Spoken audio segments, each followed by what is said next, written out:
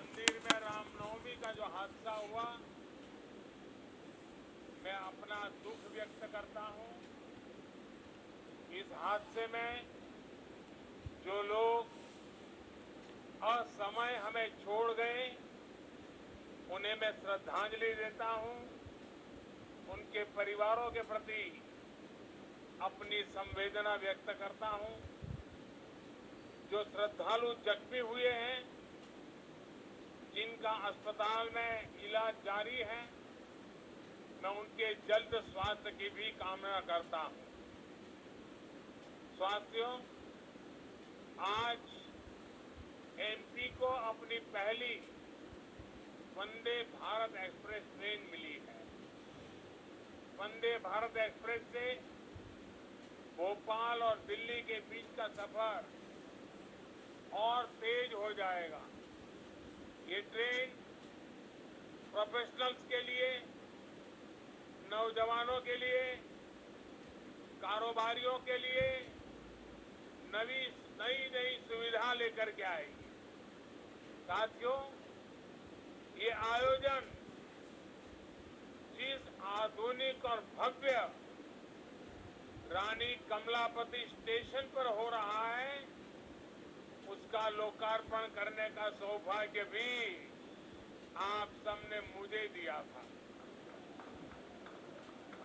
आज मुझे यहीं से दिल्ली के लिए भारत की आधुनिकतम वंदे भारत ट्रेन को रवाना करने का आपने अवसर दिया। रेलवे के इतिहास में कभी बहुत कम ऐसा हुआ होगा कि एक ही स्टेशन पर इतने कम अंतराल में किसी प्रधानमंत्री का दोबारा आना हुआ हो।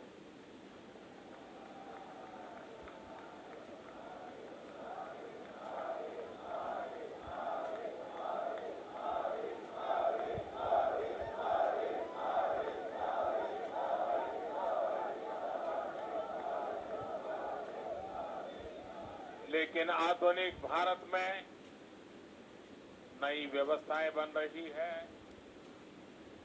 नई परंपराएं बन रही है। आज का कार्यक्रम इसी का भी एक उत्तम उदाहरण है। साथियों, अभी यहां मैंने जो यात्री के रूप में हमारे स्कूल के बच्चे जा रहे थे, कुछ पल उनके बीच बताया, उनसे संवाद भी किया। उनके भीतर इस ट्रेन को लेकर जो उत्सुकता थी, उमंग थी, वो देखने योग्य थी। यानी एक तरह से वंदे भारत ट्रेन विकसित होते भारत की उमंग और तरंग का प्रतीक है।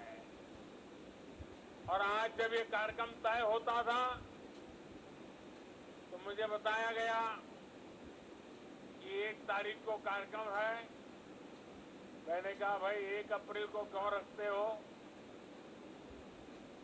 जब अखबार में खबर आएगी कि 1 अप्रैल को मोदी जी वंदे भारत ट्रेन को झंडी दिखाने वाले हैं, तो हमारे कांग्रेस के मित्र जरूर बयान देंगे, ये मोदी तो अप्रैल फूल करेगा।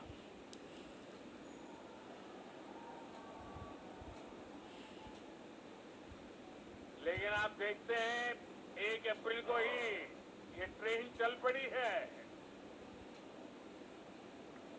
साथियों, ये हमारे कौशल, हमारे सामर्थ्य, हमारे आत्मविश्वास का भी प्रतीक है। और भोपाल आने वाली ये ट्रेन तो पर्यटन को सबसे ज्यादा मदद करने वाली है। इससे सांची स्तूप, भीमबेटका, भोजपुर और उदयगिरी गुफा जैसे पर्यटन स्थलों में आवाजाही और बढ़ने वाली है। और आपको पता है कि पर्यटन बढ़ता है तो रोजगार के अनेक अवसर बढ़ने लग जाते हैं, लोगों की आय भी बढ़ती है। यानी ये वंदे भारत लोगों की आय बढ़ाने का भी माध्यम बनेगी, क्षेत्र के विकास का माध्यम भी बनेगी। साथियों, 21वीं सदी का भारत अब नई सोच, नए अप्रोच के साथ काम कर रहा है। पहले की सरकारें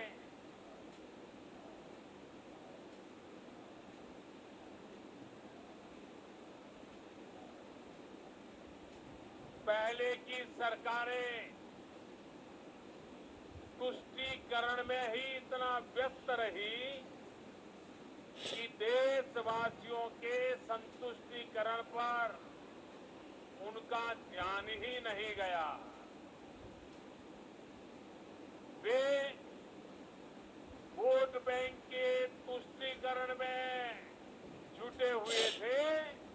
हम देशवासियों के संतुष्टीकरण में समर्पित है। पहले की सरकारों में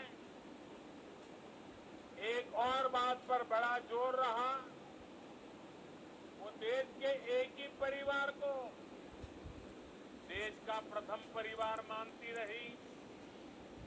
देश के गरीब परिवार, देश के मध्यम वर्गीय परिवार, उन्होंने अपने हाल पर ही छोड़ दिया था। इन परिवारों की आशाएं, अपेक्षाएं, उन्हें पूछने वाला ही कोई नहीं था। इसका जीता जागता उदाहरण रही है हमारी भारतीय रेल। भारतीय रेलवे दरअसल सामान्य भारतीय परिवार की सवारी है। माता, पिता, बच्चे, दादा, दादी, नाना, नानी, सबको इकट्ठे जाना हो तो दशकों से लोगों का सबसे बड़ा साधन रेल रही।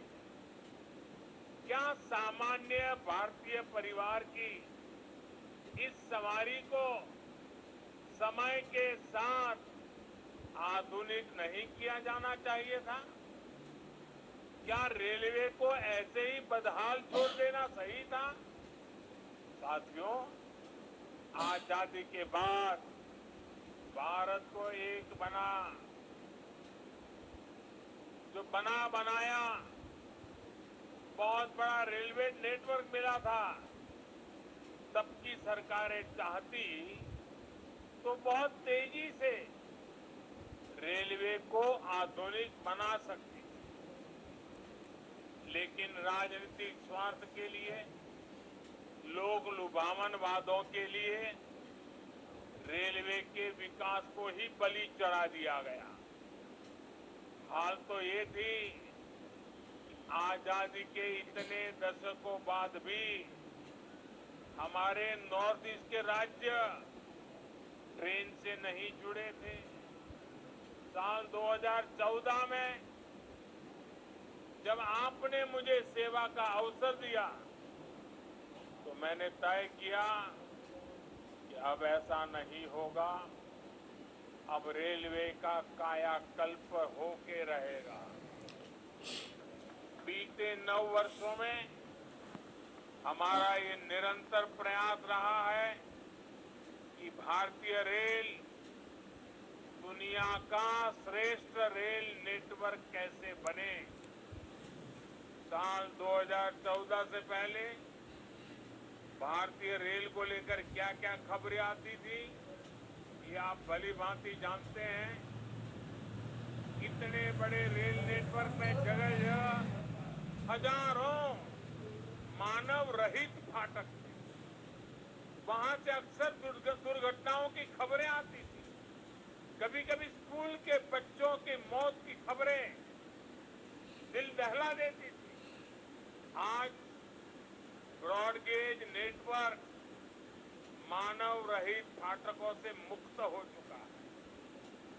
पहले ट्रेनों के दुर्घटनाग्रस्त एक्सीडेंट होने और जान माल की हानि की घटनाएं भी आए दिन आती रहती थी।